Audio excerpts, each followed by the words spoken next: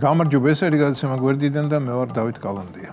ჯერ მინდოდა 28 ნოემბრის უწყვეტი აქციის წლის თავზე მეთქვა რამე, მაგრამ მე ვიფიქრე არა საინტერესო მეთქი. უკვე სასაცილოდაც არ მყოფნის ის, რაც ჩვენთან ხდება. ამიტომ ჯობია ისევ დიდ პერსონებზე მოგახსენოთ.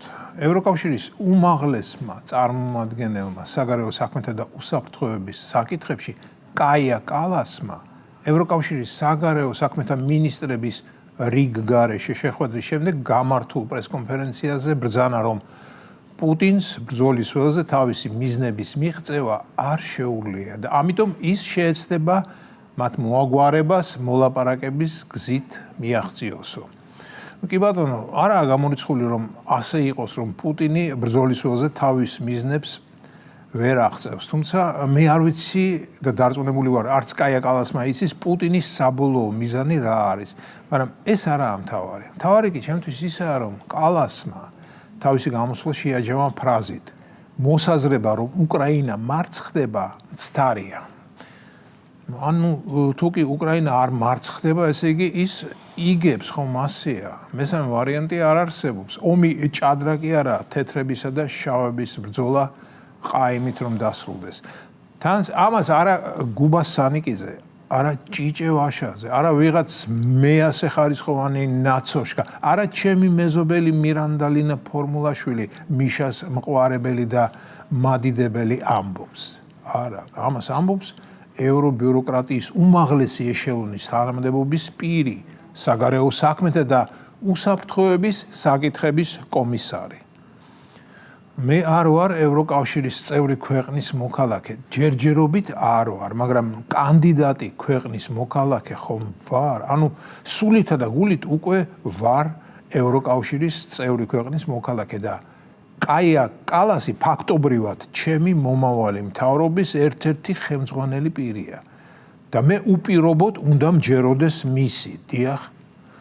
მეგობრო, კაია კალასი არის 450 მილიონიანი კავშირის უმაღლესი თანამდებობის პირი. მას ანდეს 450 მილიონი ადამიანის საგარეო საქმეები და უსაფრთხოების საკითხები.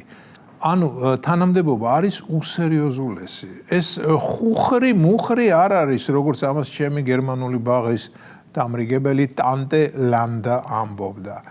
ხო და აი აქ მე ვსვამ კითხვას, თუ კი იმ კავშირის, რომელშიც მე ასე მივისწრაფვი, მთავრობის უმაღლესი პირი დიდი ტრიბუნიდან აცხადებს, რომ მოსაზრება უკრაინის დამარცხების შესახებ მცდარია, მაშინ გამოდის, რომ უკრაინა არ მარცხდება და პირიქით იგებს.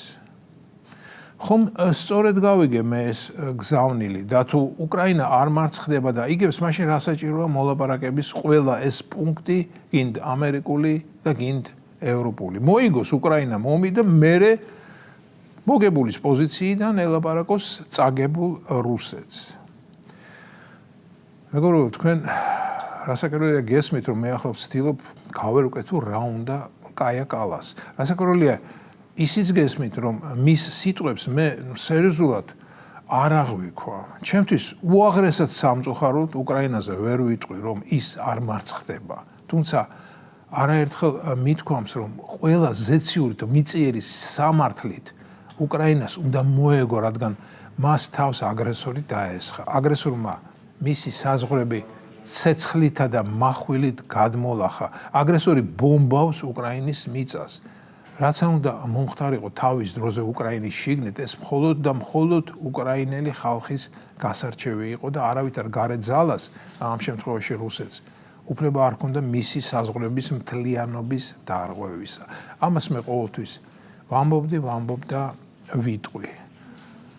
რამდენად არ უნდა მეპიტნავებოდეს უკრაინის ხელმძღვანელობა და პირველ რიგში არ მეპიტნავება, იმიტომ რომ საქმე ომამდე მიიყვანა და ომი ვერ აიცილა თავიდან, ვერ კი არა, არ აიცილა და მეორე რიგში სრულიად უსამართლო დამოკიდებულება გამოიჩინა ჩვენ მიმართ, ხო და რამდენად მეთქი არ უნდა მეპიტნავებოდეს უკრაინის ხელმძღვანელი მუშაკები, მიმაჩნია, რომ რუსეთი არის მტყუანი, სასტიკად მტყუანი, მაგრამ დღეს ფაქტი ფაქტად რჩება. რუსეთი ანგრევს უკრაინას და არავითარი წინაპირობა არ არსებობს იმის, რომ რამე შეიცვალოს და ამას მე ამ სიშორიდან ხუმელთან მჯდომიდან ნაცარში მქექავი კაცი ვხედავ და დავიჯერო კაია კალასი იმდენად ბრიყვია რომ ამას ვერ ხვდება? კაია კალასი არაა ბრიყვი ადამიანი იმ სიმამხლემდე ვერ ააღწევდა. მიუხედავად იმისა, რომ კაია კალასის პოლიტიკური გზა დიდი წარმატებებით არ გამოირჩეოდა, მაგრამ მაინც მოახერხა მწვერვალზე აძრომა. ანუ ყველაფერს მშვენივრად ხედავს, მაგრამ რატომღაც ცრუობს. და თუ კი მას მართლა სჯერა ამის, რომ რუსეთი მარცხდება, მაშინ მე ნამდვილად არ მშურს ევროკავშირის 450 მილიონი ადამიანისა. თუ კი მათი საგარეო საქმეები და რაც მთავარია, უსაფრთხოების საკითხები, ასეთი რბილად რომ ვთქვათ, მიამიტი ადამიანის ხელშია. და მაშინ კიდევ კარგი რომ დღესდღეისობით ჩემი ქვეყანა კანდიდატი ქვეყანაა და არა წევრი. უფრო დაცულად ვგრძნობ თავს. ესე რომ გადაცემა გვერდიდან და მე ვარ დავით კალანდია.